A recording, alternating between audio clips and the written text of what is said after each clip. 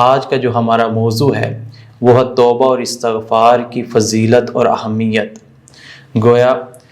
توبہ کرنے کی فضیلت اور اہمیت کیا ہے؟ قرآن پاک میں ارشاد باری تعالیٰ ہے، یا ایھا الذین آمنوا توبوا الی اللہ توبۃ نصوحا، اے ایمان والو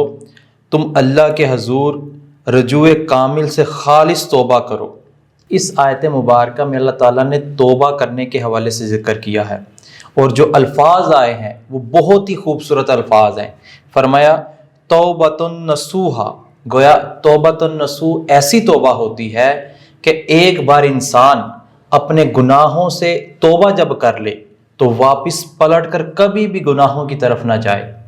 جیسے کہ جب آسمان سے بارش ہوتی ہے تو وہ جو بارش کا پانی نیچے آتا ہے تو وہ کبھی بھی واپس آسمان کی طرف نہیں جا سکتا۔ اسی طرح جب گائے سے دودھ دھویا جاتا ہے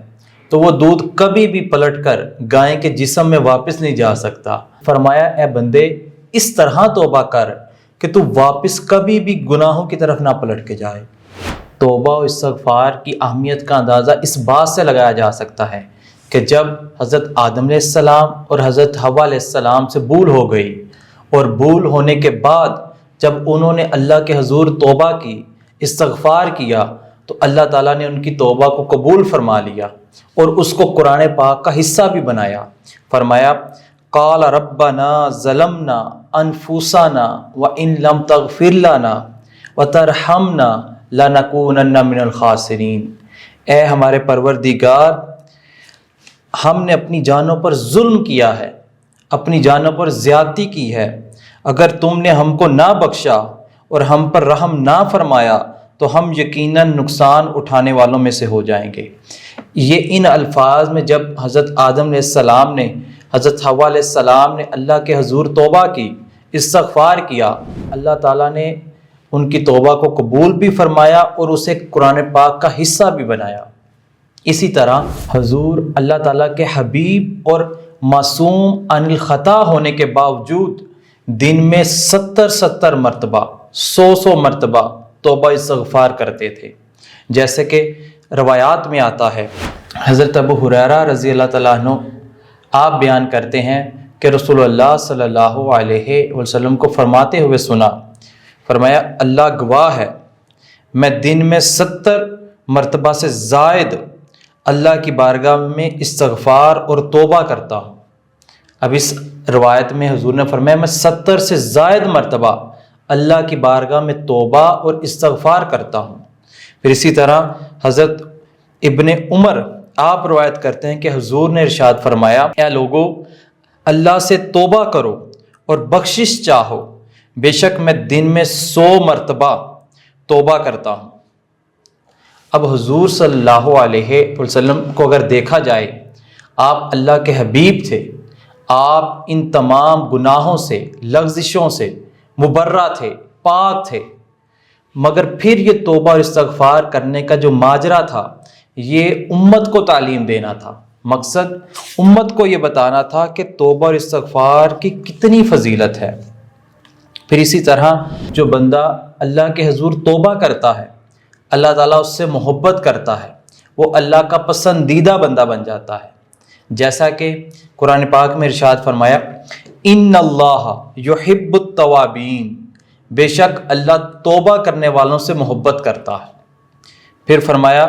ویحب المتطہرین، اور اللہ خوب پاکیزگی اختیار کرنے والوں سے محبت کرتا ہے۔ آیت کے پہلے حصے میں فرمایا کہ اللہ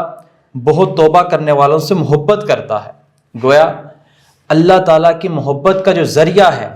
رضا الہی کا جو ذریعہ ہے، وہ توبہ استغفار ہے۔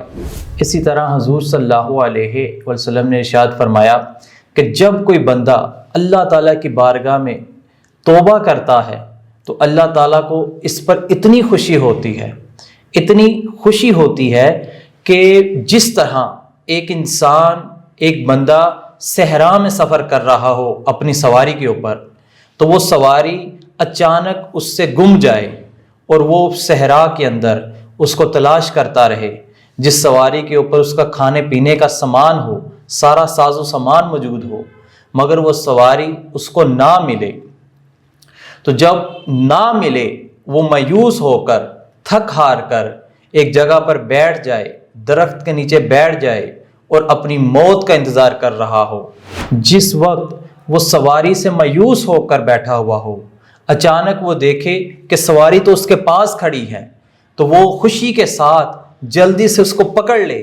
اور پکڑتے ہی شدت خوشی میں یہ الفاظ بولے، کہے اللہم انت عبدی وانا ربک،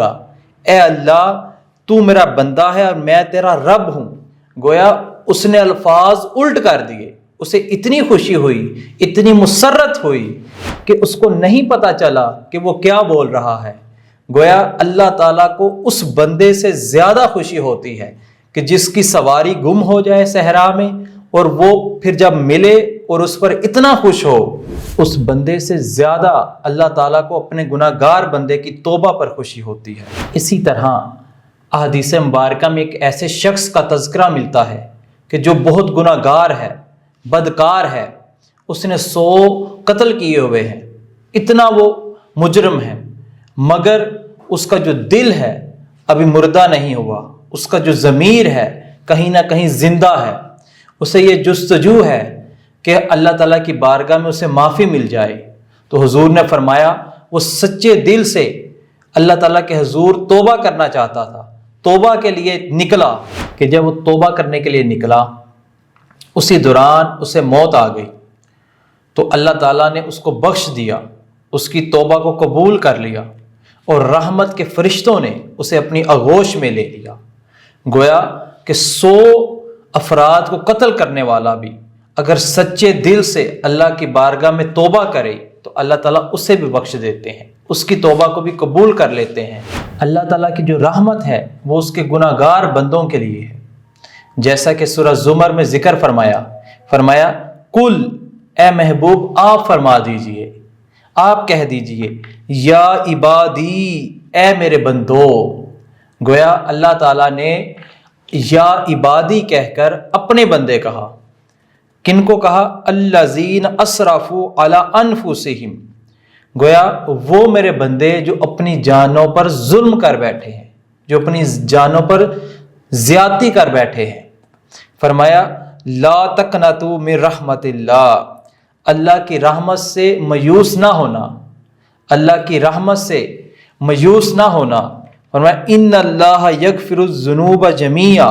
بے شک اللہ تمہارے سارے گناہ معاف کر دے گا۔ اے بندے، اللہ کی جو رحمت ہے،